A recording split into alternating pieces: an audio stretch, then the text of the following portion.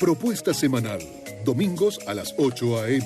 por Telesistema, un canal de emociones.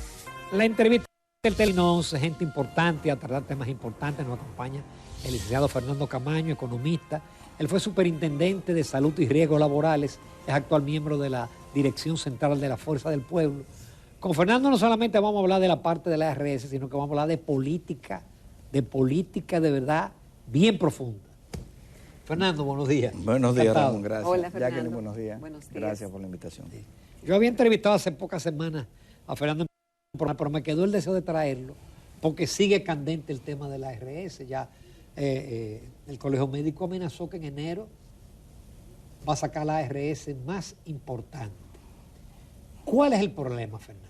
Dinero. Gana mucho la ARS, el cápita es muy bajo. ¿Quién tiene la razón y si hay solución a eso?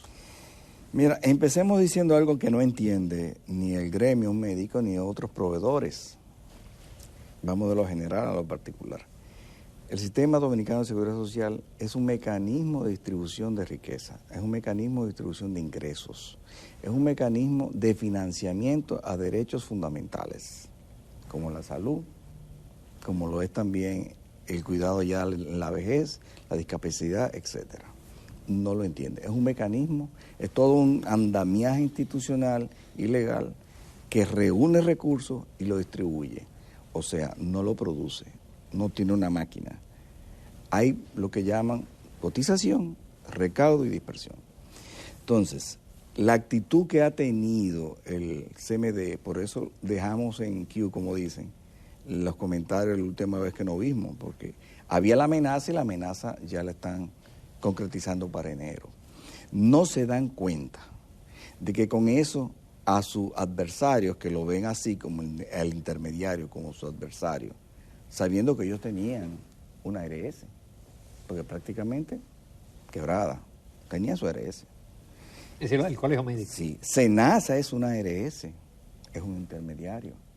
Entonces, ellos entienden que el dinero debe alcanzar siempre para sus demandas. La verdad es que debe alcanzar para todas las demandas. Quien está siendo abusado con esta situación es el afiliado. Como político, como partido, siempre vamos a estar del lado del afiliado, del lado del paciente en este caso. No es un cliente, no es un paciente, es una persona con mucha necesidad de que el Estado acuda. Entonces, ¿dónde está el gran problema aquí? Además de que no hay la suficiente sensibilidad y te habla de que enero, pero mientras no hay servicio, la ARS gana más que su adversario, supuestamente. Es el intermediario que ellos no quieren en el sistema. Pero, se olvidan de lo siguiente. ¿Por qué empecé diciendo que es un mecanismo de financiamiento? El recaudo de este año, según la tesorería, son unos 168.000 millones, lo que se espera. De ello prácticamente la mitad son unos 83, 85, 90 mil millones. Tú le sacas el 10% por administración y beneficios, que es alrededor de un 2.5%, un 3% de las ARS. El resto va todo a comprar servicios médicos, de diagnóstico, de laboratorio, que no puede pagar el Estado. Te pongo el ejemplo claro para que ellos lo entiendan. Ahora se espera un presupuesto para el Ministerio de Salud Pública de 134.000 millones. Pero recuerden la cifra que le acabo de dar. Casi 90.000 millones aporta el sistema de seguridad social al sector salud. Estamos hablando del 74%. Entonces, pedir, eliminar, destruir, hacer daño al sistema, que muchos lo hacen inconscientemente, porque por desconocimiento o por simplemente quieren asumir que sus intereses son los únicos. Los intereses son del pueblo dominicano y de ese mecanismo. Si vamos a la definición de políticas, o más bien el sistema de protección social, como lo hace el Banco Mundial, te vas a dar cuenta que la seguridad social dominicana, como toda la seguridad social en el mundo, son garantías de derechos fundamentales. Entonces, encaja perfectamente y tú estás lesionando un instrumento de primer orden. El Estado dominicano no puede reunir, y menos en estos tiempos, endeudado hasta el cogote, 170.000 millones para 2 o 3 de los derechos fundamentales como la salud y otros. Ahora, Fernando, vemos quejas constantemente del pueblo dominicano, del tema de los pagos y también de otros que entienden que las ARS ganan mucho dinero y que lo que van sacrificados son los médicos, que a los especialistas les pagan muy poco, que a los médicos generales también les pagan muy poco. En algo no tiene razón el Colegio Médico Dominicano, Sí, o en algo o no requiere estas quejas y esta falta de acuerdo entre los actores involucrados, más otras que a través de los años han venido reclamando de que la ley 8701 sea modificada y ver las cosas que en este periodo de tiempo quizá merecen un ajuste o una revisión. No, en efecto ha sido modificada por otras leyes que se desprenden del 8701. Tienen razón en lo siguiente. Una consulta ambulatoria no puede recibir 350 pesos. Es indigno, no es justo, es amoral. Pero no todos, ni los buenos especialistas, solo reciben 350 pesos. Hay un mecanismo odioso. El copago. El copago. Entonces, el copago realmente no le han metido la proa del barco, las autoridades. Y ahí está la otra queja. ¿Han oído ustedes al presidente del Consejo involucrarse en una negociación y sentar a las partes en las mesas? No. Miren, la CISARRIL no es la que asigna los precios, o sea, no es quien lo aprueba, no es quien hace el paquete, es el Consejo. El Consejo Nacional de la Seguridad Social es tripartito. El empleador que cotiza y dice que le duele bastante porque apoyan el 30%. Los trabajadores representados por personas que dicen tener el liderazgo de tener, que no tienen en efecto, pero están ahí y se sientan. Y por supuesto, los afiliados. Entonces, es tripartito. Pero el tema fundamental es que si yo necesito como profesional entrar al sistema dominicano de seguridad social, yo tengo que negociar. Constitucionalmente yo no estoy obligado a firmar un contrato o que me incluyan inconsultamente. Tienen que ser partes. Entonces, hay una necesidad de producir el dinero como médico. Entonces ellos deciden su derecho de participar. Pero constitucionalmente es ilegal que el sistema los incluya de manera obligatoria o las ARS que tienen que pagar con el dinero del sistema. Es todo un mecanismo que a veces no se explica, simplemente se dice que recibimos 350 pesos por consulta, pero el copago son 5.000, 6.000, 4.000, y si no lo tienen muchos no te atienden. Pero vamos a otra cosa, no solamente son consultas, los especialistas reciben consulta por internamiento que es mucho mayor, Procedimientos de todo tipo se pagan, se han elevado los topes de cobertura. O sea, el aporte que ha hecho la Seguridad Social es inconmensurable. Sí, pero Fernando, no hay que hacer algunos ajustes. Hay que hacer los ajustes y se pueden hacer inclusive sin modificar esa ley. Esa ley tiene suficiente fundamento en normas, en resoluciones del Consejo, en resoluciones de la CISARRIL y sobre todo la Ley General de Salud. ¿Quién es realmente el regulador del médico? Es el Ministerio de Salud Pública. Y ustedes tampoco lo ven participando. Entonces, ¿dónde está mi queja como profesional, como político? Que las autoridades no están sentando a esta gente. Exacto. No están sentando a esta gente y el dolor humano del cual habla Senencaba, que yo lo entiendo, él debe tener y tiene sensibilidad social. Claro. Porque ¿quién niega eso? Pero el rol de él es exigir, demandar los derechos de su gremio. Pero nosotros decir, no solamente es el gremio. Pero no esto va más allá del Fernando, gremio. no solamente el Colegio Médico Dominicano se ha pronunciado, sino que ha habido hasta juristas que entienden que procede la no existencia de la ARS como desbaratar el sistema. Y de la FP. Yo no creo, yo soy de lo que digo que deben existir. Yo no creo tampoco en el tema aquel de la FP, de que le eliminen, de que el 30%, y podemos entrar en los detalles. Lo que sí es que va del bulto el Estado y sus autoridades cuando sus instituciones que participan no tienen el peso que deben de tener. El Estado queda sin excusa. El Estado tiene una AFP pública. El Estado tiene una ARS pública. El Estado tiene la mayor red de proveedores de seguros, de servicios de salud. El Estado tiene el mayor distribuidor de medicamentos. O sea, que si tú participas, tú quedas sin excusa. Quedas sin excusa por dos cosas. Primero, tienes presupuesto a través del MISPA. Estamos hablando solamente de salud. Pero también tienes la presidencia del Consejo. Es el ministro de Trabajo, que debería ser Trabajo y Seguridad Social, ese ministro, más involucrado en todo. No solamente con ser decente, buena persona, preparado. No, hay que involucrarse. Hay que quemarse. Lo que pasa es que hay que ensuciarse un poco. Mira qué es lo que pasa, desde mi punto de vista. Hay demasiados presidenciables. Hasta en el sistema dominicano de seguridad social, tú puedes identificar presidenciables. ¿Cómo va a ser? Por la forma en que se ha manejado. Oh, y entonces no quieren. Es muy delicado. Estuvimos ahí 8 años y 4 meses.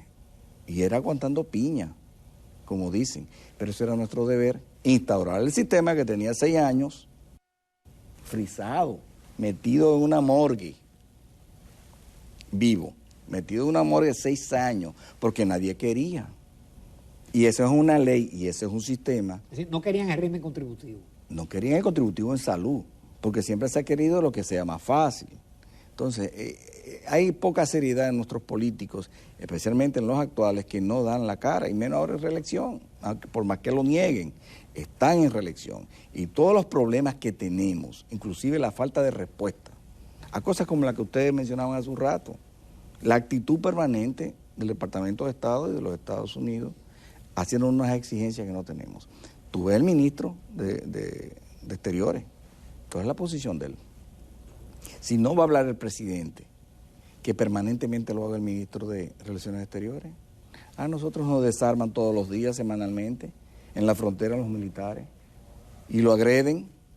Eso sucede en una frontera, por ejemplo, de Estonia con Rusia, y un escándalo mayúsculo, o en Polonia con Rusia, que te desarmen tus militares o que te lo agredan. Esto aquí como que es normal. Hemos perdido totalmente la capacidad la puerta, de asombro. ¿Cómo es? Que te solden la puerta. Te la soldan de aquel lado y no ha habido ni siquiera una nota diplomática. O sea, es un desorden que solamente tiene un propósito. Vamos a hacer una pausa porque tú te metiste en un tema ya político que tiene muchas vertientes, pero yo creo que está muy clara la posición del tema de las ARS. Sí. Que nosotros siempre lo hemos dicho. Debe ser el ministro de Trabajo el que asuma, pero no quiere asumir. Y regularlo, hay que regularla. Tiene que ser Abinader a llamar Palacio. Volvemos en unos minutos con Fernando Camaño. Propuesta semanal, domingos a las 8 a.m. por Telesistema, un canal de emociones. Bueno, señores, esta mañana estamos conversando con el licenciado Fernando Camaño, economista, ex superintendente de Salud y Riesgo Laboral, CISARRIL, y actualmente es miembro de la dirección política del Partido Fuerza del Pueblo. Y justamente antes de eso estábamos hablando de un tema que es el gran tema de la República Dominicana por las implicaciones que tiene. Y nos referíamos al especie del comunicado del Comité de Relaciones Exteriores del Senado de los Estados Unidos, que en cierta forma ya no es que lo disimula, sino que abiertamente dice que la República Dominicana debe cargar con la situación de Haití. ¿Cómo ve eso? ¿Cree que hay suficiente voluntad de la República Dominicana de mantener la posición que ha tenido el presidente Abinader de que las deportaciones van a seguir, de que nadie se tiene que meter con nosotros, de que tenemos autodeterminación, de que somos soberanos, frente a esto que realmente nos pone en una situación difícil? Hay un hándicap muy grande en el gobierno, muy grande, que es su intención de reelección.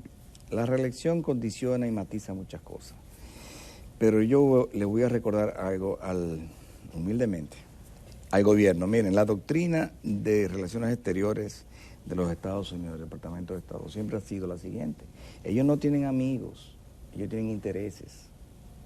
Entonces, como potencia, actúa en consecuencia. Quieren resolver un problema, la forma más idónea, más rápida y más barata es con nosotros.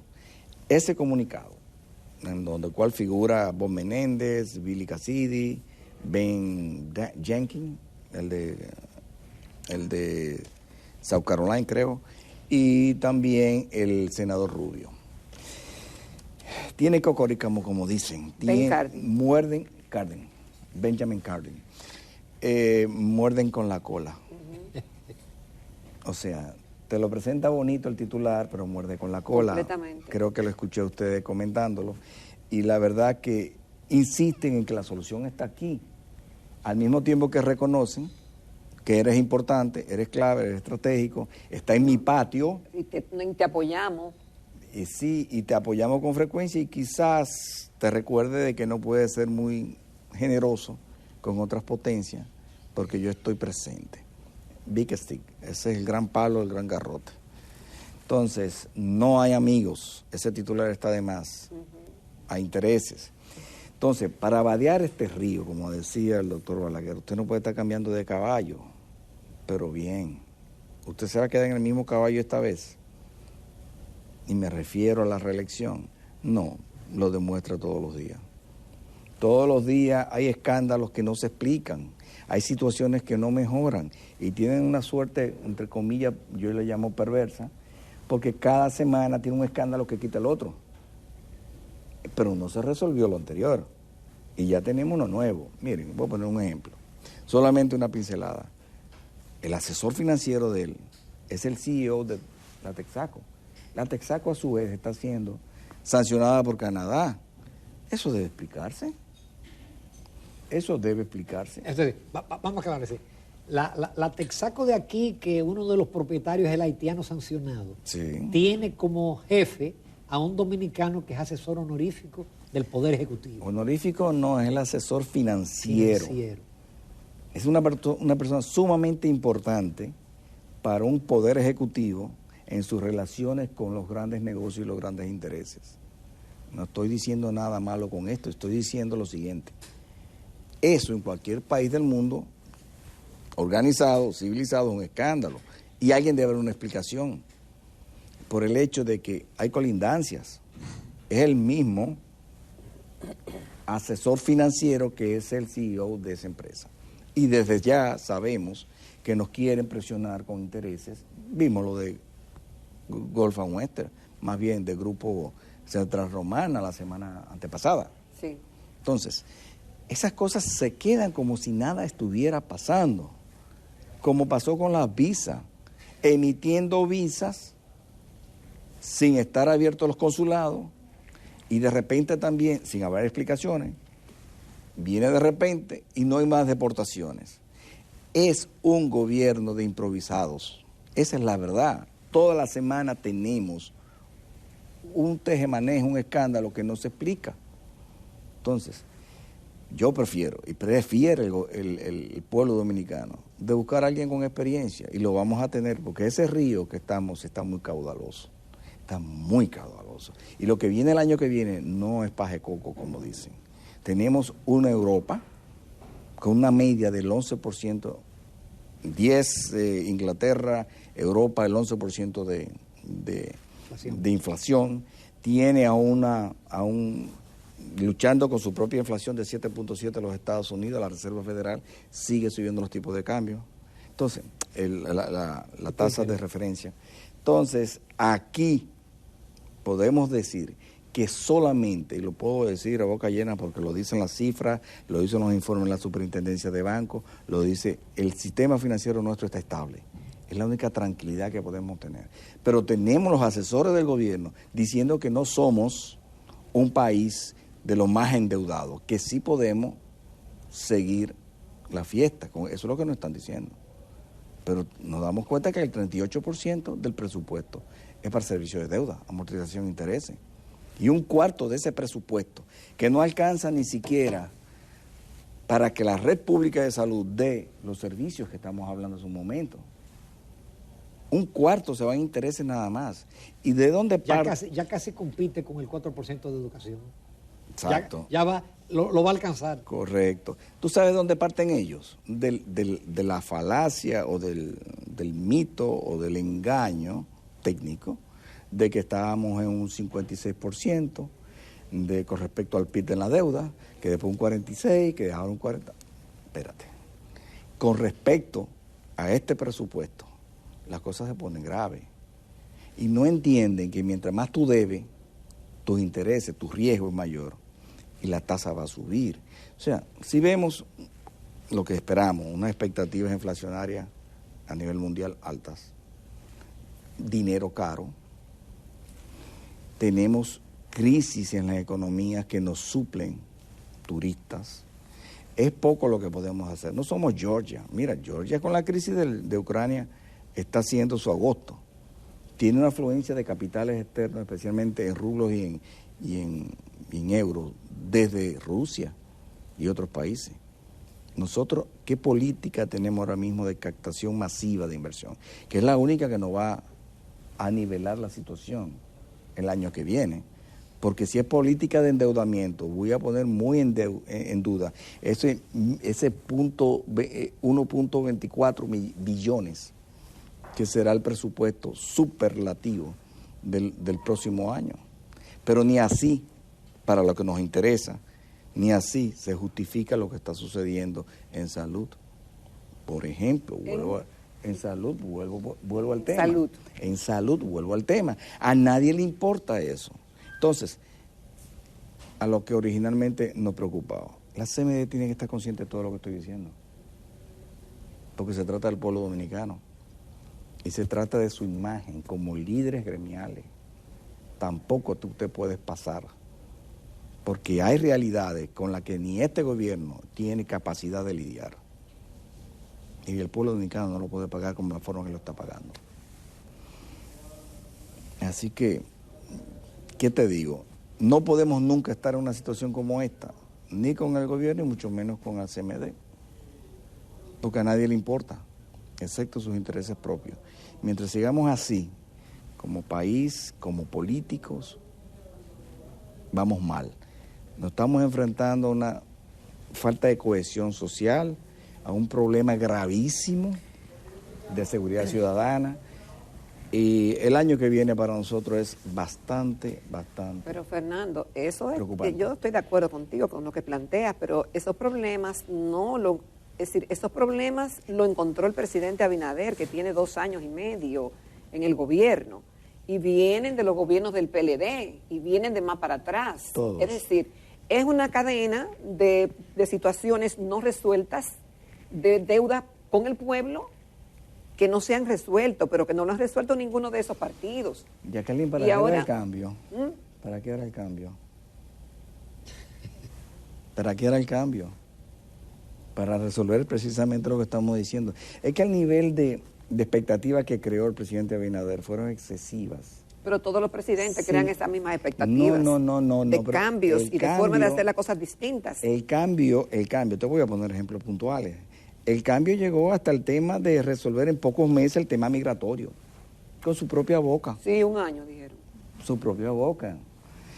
El tema de la seguridad ciudadana, teníamos primero a Giuliani, después cambió, ahora tiene un españolito haciendo cosas tan aberrantes como acusar o generalizar de una corrupción, digamos, sistémica endógena de la Policía Nacional. Pero peor decir que ya no hay corrupción.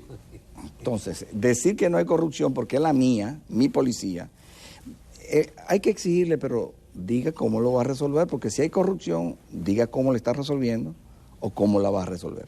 El problema, Jacqueline, fue ofrecer demasiado sin tener la experiencia previa de gobierno. Es que una cosa es con guitarra y otra con violín. Sí, pero ¿Tú todos recuerdas lo que los decía? partidos ofrecen mucho. Pero todos los bien. candidatos ofrecen. Pero tú le puedes creer más a quien tiene experiencia. El que no tiene experiencia debe ser más cauto. No lo fue.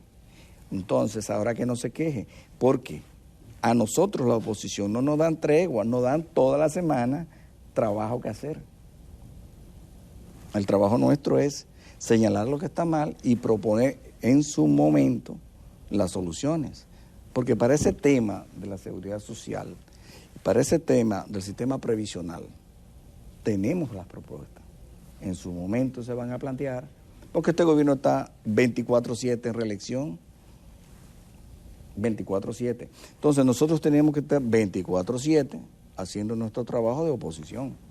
Una oposición que no es irracional. Ya lo dije, los hechos nos dicen toda la semana que señalarle al gobierno. La mutis es como el modus vivendi, hacen mutis a todos lo hacen mutis. Miren lo que pasa con ese comunicado.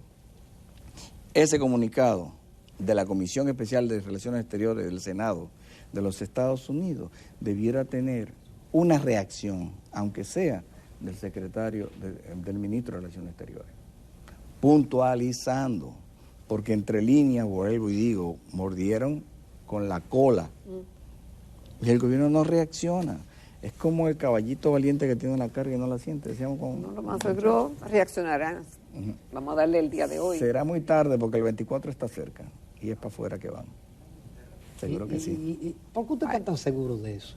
Las encuestas te lo dicen y las que no dicen también. Pero ¿y cuáles encuestas? Porque mira, cuando ustedes hablan de encuestas es como encuestas de políticos, pero no encuestas que las conoce el pueblo en sentido general, la gente. A mí me encanta que Jacqueline siempre pone haciendo la contra. Jacqueline, bueno, tú sí, te pregunto y le pregunto a los televidentes. CONEP hace encuestas toda la semana prácticamente, mensualmente me parece, o quincenal. ¿La está publicando? No. Mira, cuando no se publican, como la de Gallup, como la que hacen los periódicos nuestros, cuando no se publican, inmediatamente te indica que al gobierno no le conviene. Llama la atención, porque esas encuestas, las 3 o 4 de credibilidad, siempre desde el primer año de gobierno empiezan a medir la popularidad. Lo recordamos todos estos años, sin embargo, no le llama la atención que ya casi en plena campaña no hay encuestas de las que tienen credibilidad. Claro, pero volvemos a lo mismo. ¿Cuáles son las pocas que se dan? La de los partidos tienen grandes diferencias. Ajá. Ahora fíjate que las que favorecen al candidato, para mí candidato, el presidente Abinader, cuasi candidato, pues nada más faltaría la convención. Fíjate que la mayoría son de los medios digitales, son de individuos o personas que están en el día a día de la medición de los surveys electrónicos. Pero encuestas inclusive de ellos, oficiales, de empresas que no sea el mexicano porque las locuras que está diciendo no las puede creer nadie, un 73% de siendo favorable a la reelección. ¿De dónde saca eso? ¿Dónde que vive? ¿En Querétaro? ¿Dónde que vive? Vive aquí. No parece, pero no sale a los barrios. Que salga y pregunte y verá lo equivocado que está el mexicanito. Pero bien, nosotros sí tenemos mediciones. Evidentemente estamos creciendo, pero lo dicen los hechos. Es el único partido que está juramentando toda la semana, casi todos los días, no toda la semana, casi todos los días. Y el programa que tenemos de Inscríbete, el cual ellos se quejan de que es una campaña anticipada, es una campaña de inscripción. No es una campaña que te invita a votar. Sin embargo, vemos carteles, vallas enormes, que dicen, te necesitamos 4 años más, Abinader. ¿Qué es eso? O sea, hay mucho de doble posición, doble moral, muchas quejas innecesarias, pero en el fondo ellos saben la verdad. Fernando, se nos acabó el tiempo, pero muy bueno. Tú eres gran vocero del partido. Gracias. Gracias, Fernando. Gracias, Jacqueline. Te esperamos pronto. Nos vamos a comerciales, retornamos con la recta final del Telematutino 11.